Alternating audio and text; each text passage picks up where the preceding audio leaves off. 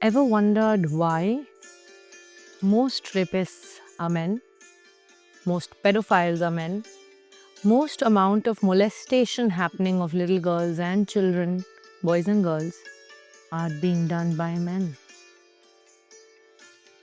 Let's take out the count of what sexual atrocities that are happening around the world.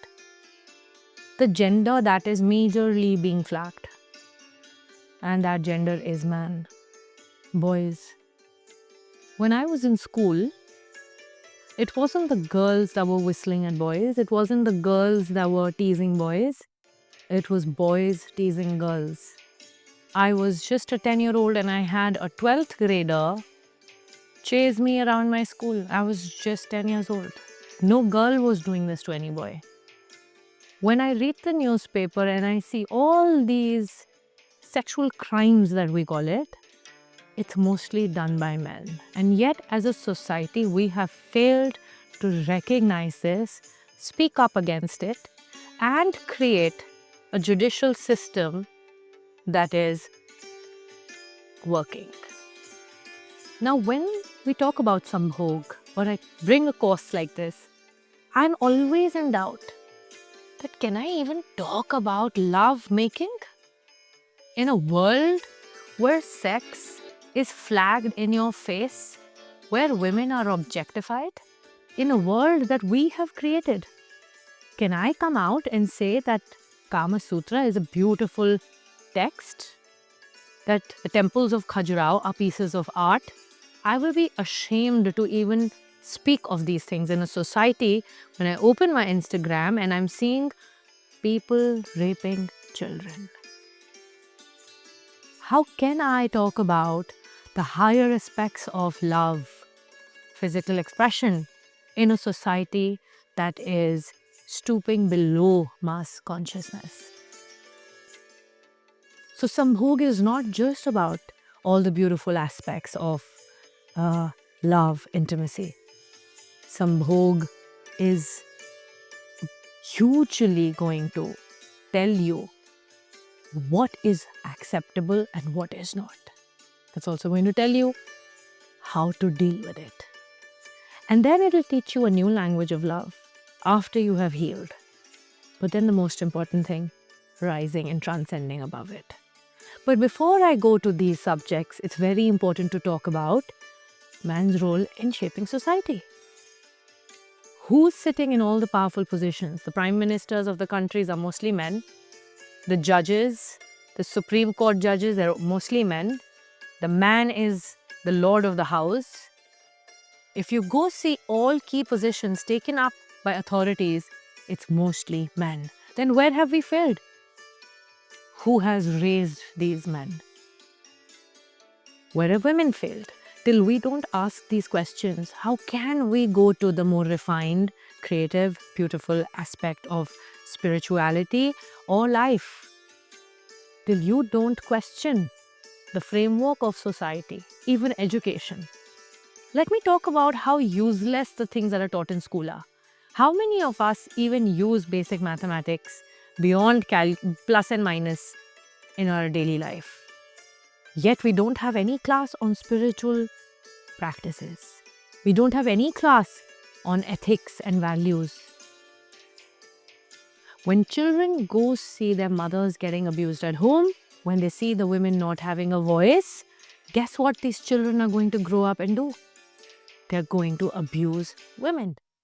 And those girls are going to grow up seeing that their voice is not going to be heard. So we are fueling the systematic progression of violence and victimhood. Because to be very honest, no matter how educated women get, when they go back home, they have to, and they're mostly told this, don't bring your ego home. You might be a boss outside, but in the house, you're not a boss. They have to bow down in front of the man in the home. And if they're not, they're going to be, their mother-in-laws are sitting there, which have taken this key role of abuse. And I'm not talking about just India. The same happens all over the world. This is not an Indian problem. This is a global problem. And I'm talking about educated women who also go through abuse. Education is not the answer. We've educated our girls, but the education is incomplete because they don't know how to fight, because they don't know what is okay and what is not okay. They don't know how to shout, they don't know how to bite, they don't know how to hit. So what are you going to do with all this bookish education that you've given them? Because the world that you go step out into is very, very unfair and imbalanced. There are no classes on weaponry. There is no class on, which is serious enough, as serious as maths. Because I probably need that more in my life. There's no class on sexual boundaries that are taught to little kids. Now, very small efforts of good touch, bad touch is coming up. But what if the predators are hiding in homes? What if the predator is not out there on the streets, but just in the shape of an uncle? A cute, nice uncle that is, just wants to get you a chocolate or just wants to pat you on your back. But that uncle is a pedophile. And you know what I mostly see? Children don't have that awareness to even go talk about this at home because their parents have not had these uncomfortable topics, conversations. There are no uncomfortable conversations happening at home. There's not a safe environment that is created for children where they can even come and voice what they're experiencing. So they often live with shame and fear and guilt. And most people that have been abused think that it is their problem. You know why? Because what society says? Why were you out there at 10 o'clock at night? Why were you wearing that? Why were you talking to this person? Why did you not say anything? Why didn't you attack? Why didn't you make a noise? But that's victim shaming. That's like telling somebody that if you get raped, it's your fault. But as a society, we will not flag these uncles and these boys and these men, whether they are in the form of priests, fathers, uncles, strangers on the street. We don't have a judicial system that considers this an important enough subject. There is nothing done. A rape victim will probably end up facing more dire circumstances than the person that is raping. I see all these videos on Instagram and I see men doing stupid things in broad daylight and a crowd is just standing and watching. So why are we sitting here and talking about spirituality and talking about meditation and talking about all these higher things when we have not even catered to the basics of society? Something like meditativeness cannot flower in a society that is still totally in filth.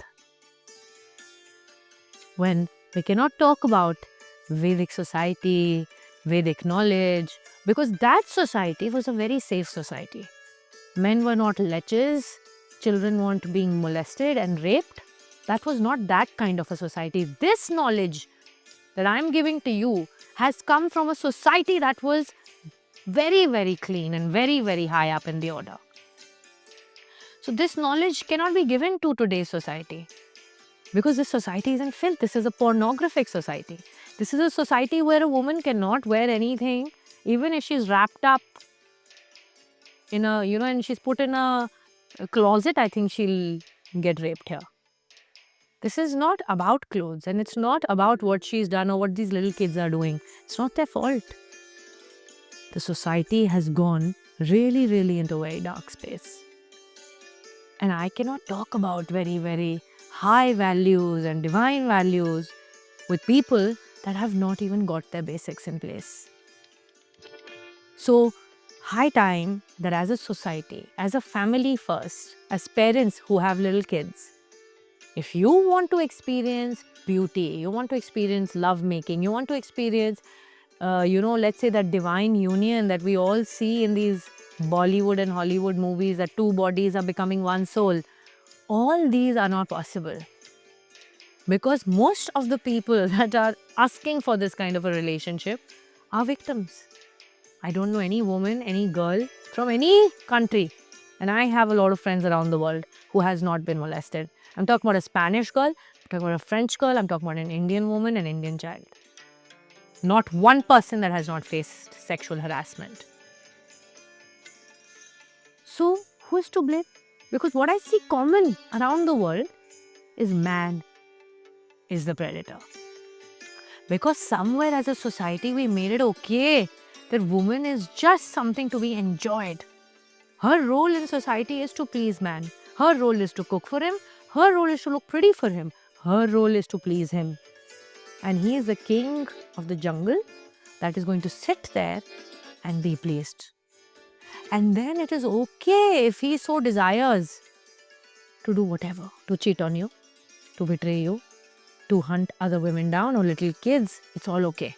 As long as he is considering you worthy enough of allowing you to stay in his life or his house. And most housewives or most working women keep their mouths closed.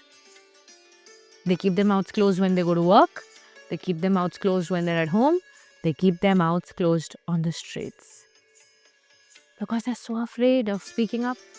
Because if they speak up, there are going to be dire consequences. So Sambhog is not just about, we're going to talk about the beautiful aspects of lovemaking. But to reach that place, there is a lot of work that is to be done. And if you are one person like all of us, and me included, who has faced, inappropriate sexual conduct, then this course is really for you. And maybe this is our contribution to creating a better society by working on our healing and then, taking a stand where it's needed, whether it's on the streets or in your own house, and becoming the voice of change.